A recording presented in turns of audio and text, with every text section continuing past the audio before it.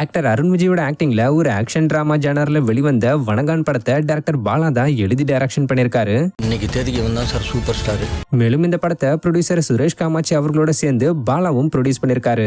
ஆக்சுவலா இந்த படத்துல ஹீரோவா நடிக்க முதல்ல ஆக்டர் சூர்யா தான் சூஸ் பண்ணப்பட்டிருந்தாருன்றது உங்க எல்லாருக்குமே கண்டிப்பா தெரிஞ்சிருக்கும். ஏன்னா சூர்யா வச்சு பாலா சில சீன்ஸ் கூட எடுத்திருந்தாரு.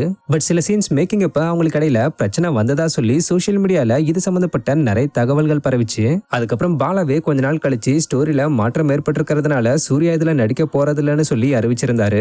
இதனால ஹீரோயின்ஸ் மாற்றமுமே ஏற்பட்டு இருந்தது. இதை தொடர்ந்து ஆக்டர் அருண் விஜய் வச்சு எடுத்து முடிச்சு ரிலீஸ் பண்ற நேரத்துல டைட்டில் ஆல்ரெடி ரெஜிஸ்டர் பண்ணிருக்காங்கன்னு சொல்லி ஒரு பிரச்சனை வந்து அதுக்கப்புறம் அது கிளியர் ஆகி படமும் ரிலீஸ் ஆகி இருந்தது.